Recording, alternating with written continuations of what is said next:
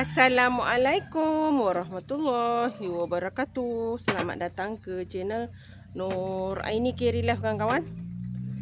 Selamat pagi. Okey. Kita potong siput. Nak letak tepi ni dulu lah.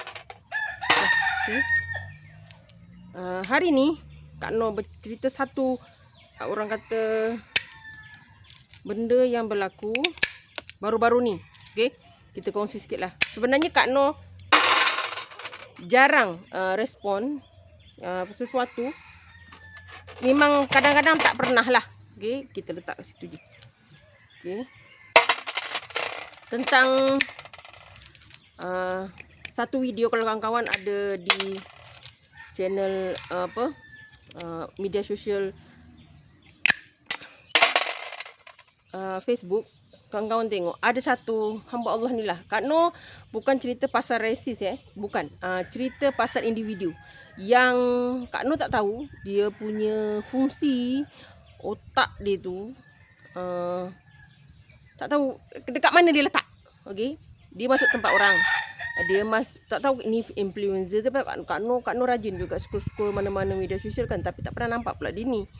Okey, dia pergi kampung orang asli dengan pakaian ala-ala office dia, macam nak pergi temuduga temuduga kerja kan. Lepas tu bawa bendera pula.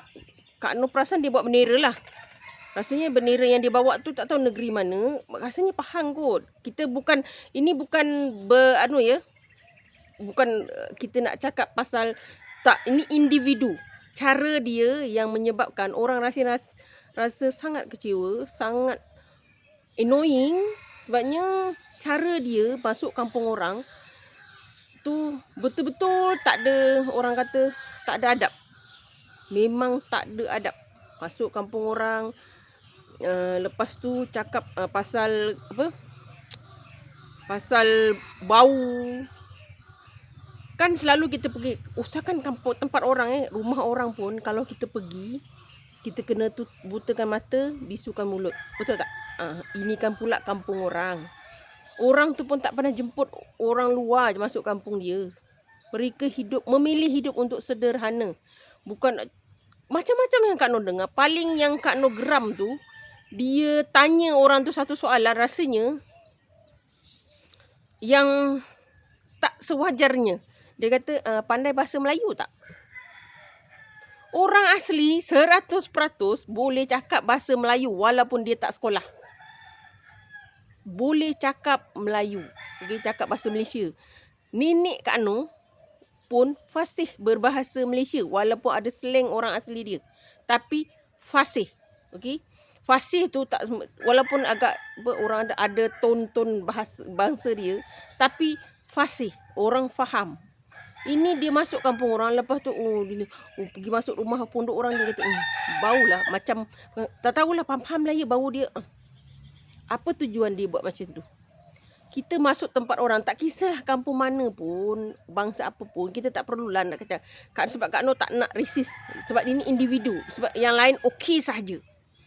Sebab itu kita fikir, kadang-kadang pelajaran tinggi pun kalau adab tak ada, dia sama je macam apa kita nak cakap tak ada apalah.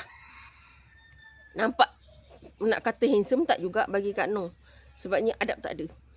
Okay? Bila dia masuk kampung orang, cakap itu ini, dia kata dia tak ada pinggan lah, tak ada bakul periuk. Tak, mereka memilih hidup sederhana. Satu, masyarakat yang dia pergi tu ialah masyarakat yang masih lagi berpindah randah ya.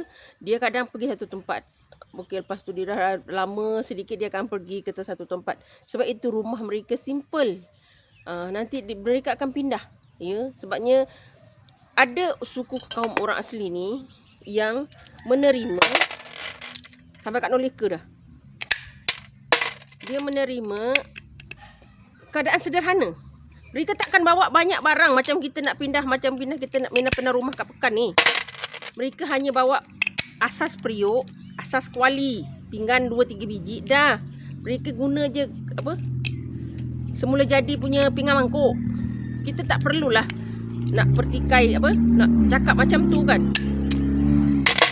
Kak Nur jadi macam Kak Nur geram sangat. Sebenarnya ramai yang respon. Ini kali pertama Kak Nur respon sebenarnya. Bila difikirkan balik, orang ni dia tak tahulah. Tak faham Kak Nur. Betul-betul tak faham. Apa tujuan dia datang kampung orang asli, lepas tu cakap yang bukan-bukan, tak jaga adab, tanya soalan yang tak apa-apa kan. Jadi kita geram. Kenapa cakap macam tu? Kan? Untuk apa? Awak dah masuk kampung orang tapi tak tahu nak adab kan? Kok berdarah tangan Kak Nur. Tak ada adab kan? Jadi kita rasa marah. Ni Kak Nur sambung lah. Susah nak bercakap, nanti tak fokus Kak Nur nak sampaikan apa yang Kak Nur nak, nanti banyak masa panjang kan. Jadi berfikir, kenapa dia perlu buat macam tu? Kenapa dia perlu buat macam tu? Kita rasa sedih sangat. Sepatutnya kita ni, orang asli ni dah wujud lama. Dah tahun 2026, bukan tahun 1226. Okay? Dah moden. Jadi kita rasanya tak perlulah kita berkomentar macam tu kan. Rasa sedih. Kenapa ya orang asli ni dekat Malaysia ni, Kak Nur tak kata semua bangsa ya, sesetengahnya masih lagi menganggap orang asli ni wujud dia hanya orang kata imbasan abu, imbasan debu. Padahal mereka dah lama duduk. Di Malaysia ada 18 suku kaum orang asli.